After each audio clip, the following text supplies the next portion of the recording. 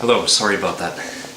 Always gonna have to do that method till I muster up another way that's more convenient. But anyways, hello again. My name is Lee. I'm doing a small series of videos based on various points of spirituality and truth in general. And for people to be consciously aware of what's going on, why they're here in this school on this planet, what forces are there to help them, what's against them, me, you know. Exciting times to be alive, and I must say, after doing a lot of, and I'm still going, lots to go, after doing a lot of soul searching, a lot of meditation, a lot of walks in the forest, a lot of reading, a lot of thinking, a lot of singing, a lot of experiments in various ways to expand knowledge, different facets, that I really do feel at this point, now that I'm out of my 20s and now in my 30s, my early 30s now, really feeling comfortable and feeling very victorious in many ways for the things that I went through. Now, being eternal souls, our age is proven by the words we perhaps speak and the actions we do even more so. I have seen people that are very old while they're in a very young body, and people that are very young soul while in a seemingly old body. So you know what I'm talking about. So I feel many colors at once inside me. Without trying to sound boastful or arrogant, I probably would like to say truthfully, I feel I've been on every country in this planet and lived a life there, at least once per each. More or less, you know, culture archetypes, so to speak. And it's not about bragging, it's just about knowledge and matter-of-factness. To have, in that sort of putting it that way, many personality types that you've ingested in your soul that make up who you are now. Whether I speak this English language or a different language, the you is the you, you know. I'm against things that divide us unnecessarily. Like, I'm very much against many aspects of culture, when and where it's keeping a people and another people clashing. Although, of course, you don't mind the cuteness of this culture or that culture, you know, the fabulous food from that one, nice music from that one. Those are all cool and beautiful things. But I just mean, you know, the things that are stopping us from connecting. Language, color, certain schools of thought and paradigms. The language itself might create the thought, the place you live, you know. But I don't want to go on about that too much. I wanted to speak about what I'm talking about for myself as someone that would consider himself, albeit mediocre, but a shaman or a druid or mystic, whatever word I want to use, it doesn't really matter. But someone that has direct experiences with the spirit world, someone that has a foot in both worlds, someone that understands and looks for it. I think a great crime against us right now is that we've been put into what I call a microwave culture, and what I mean by that is beep beep beep beep, go away, okay, it's done. You know, we want our drive-through culture, we want the easy way out, we want the quick fix and get along with it. You know, the Illuminati brotherhoods and these kind of foul persons, you know, maybe there's two different sides of the Illuminati, there's another thing, but you know the one I'm talking about. You know, dark brotherhood kind of thing that is very much alive and well, although getting sick, and the time is at hand for things to change, and it will very soon. But anyway, the things that are working against us to keep us in a state of an easy fix, where we don't want to do the work, we don't think that our time is worth it, or oh, it's too hard, I don't want to do it, and they put this dark wave, this tidal wave, on you when you're young, so you get bombarded and buffeted about.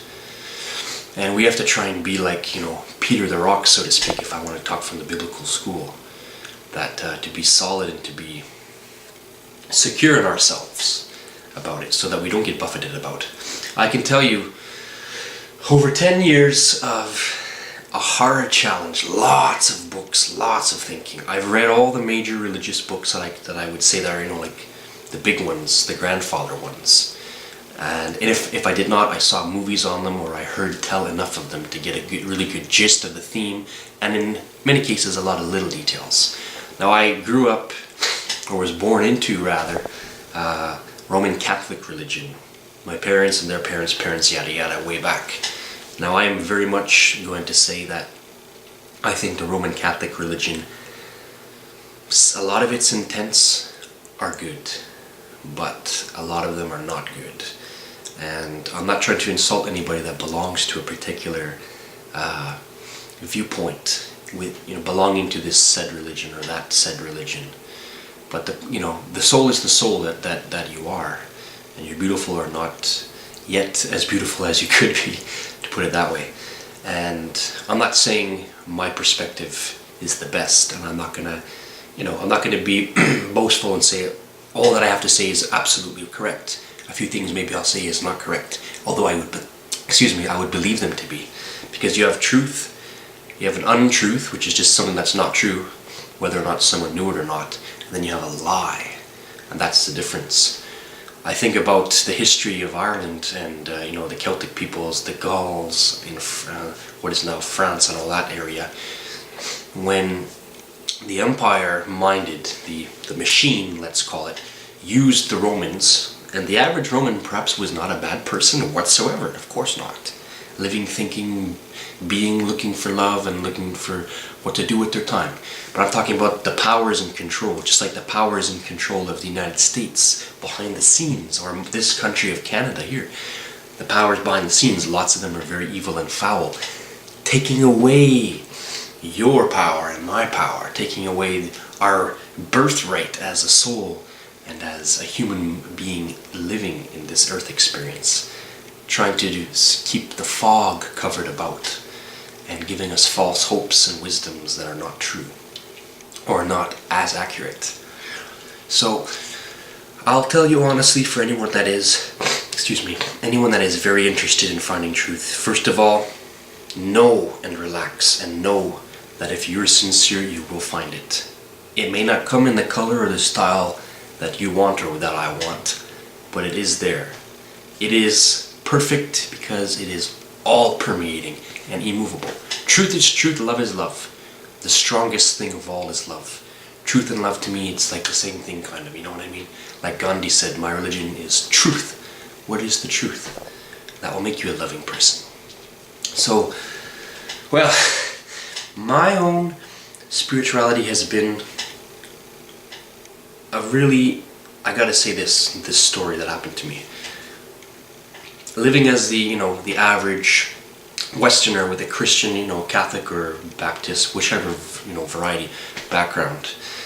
And then not taking it too seriously, like not disliking God or not loving, human people and other people and God himself, etc., herself, itself, etc.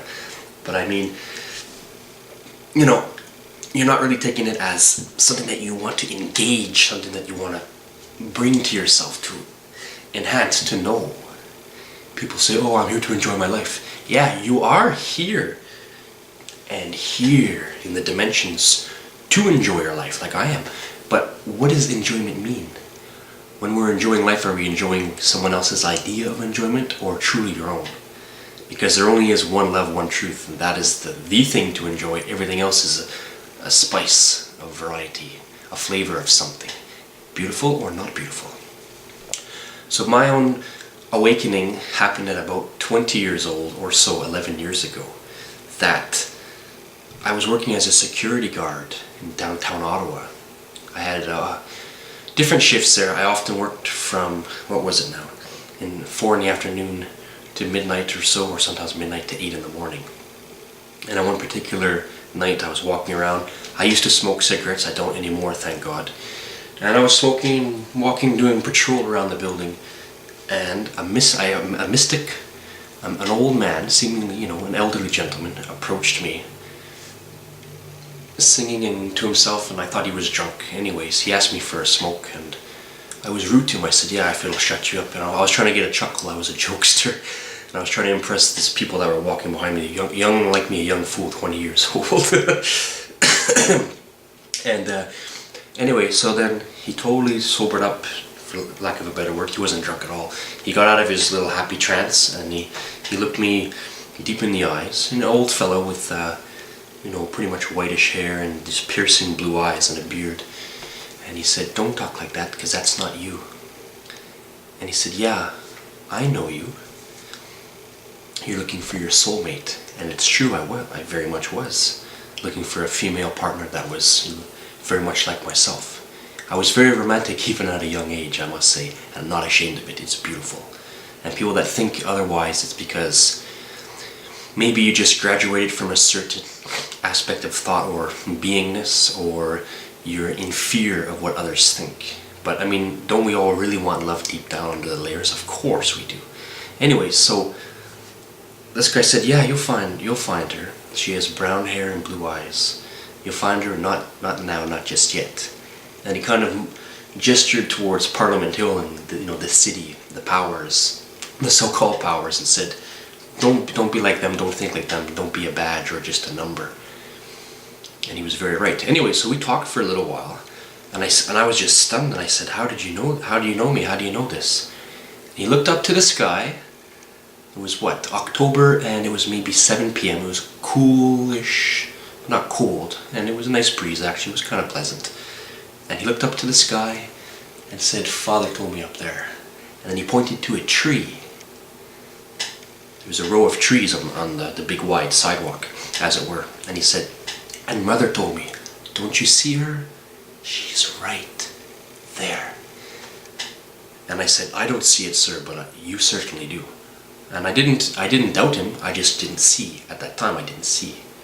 I was, like Carlos Castaneda in his books, Separate Reality, the second book I should say, talking about the difference of looking and then seeing. Looking at something with your human eyes and then seeing with your soul to know the truth of something. And I'm still working on that. It can be difficult and it can be multifaceted. Anyway, the old gentleman and I talked for a while, and then off he was. I think I gave him a few more smokes, and I don't think I ever saw him again. Maybe once later in many years, but I couldn't be sure if it was him or not. He said he was going out to Sudbury to see his son. Anyway, beautiful old man, beautiful soul. I shouldn't say old man. Beautiful soul in the garb of a body that had lived for such and such decades. And after that point, everything changed for me. Why? This is a true story, I swear, on my soul, on your soul. And I shouldn't do that. On God's soul, I swear on whatever you like. This is a story that happened. This is a true story.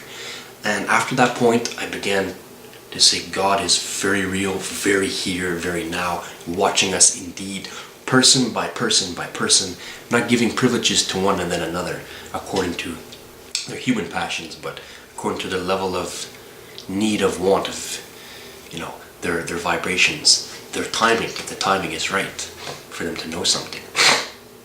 So, in the long story short, as far as that's concerned, 10, 11 years of reading and meditating and getting into the mystic.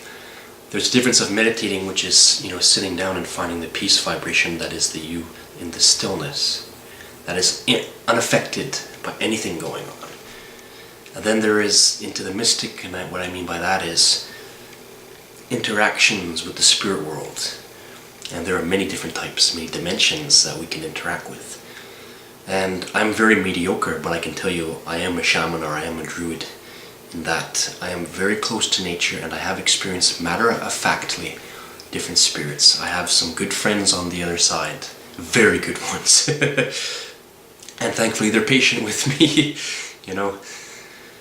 So I want to say about that, real individual experience, spiritual experience that is unique in your own, that you're not taking someone's word for it, you're not having blind faith. And I'm not going to say, oh, I don't like you because you have blind faith. No, you can be an extremely good person, you can be a beautiful person, beautiful heart. I've known some Christians or Muslims or whoever that were just beautiful sweethearts, of course. But I'm saying as far as the thought and the paradigm, to have that great heart, and even more so to have the knowledge of why and where from, etc. So on and so forth. So I began to have interactions. I began to understand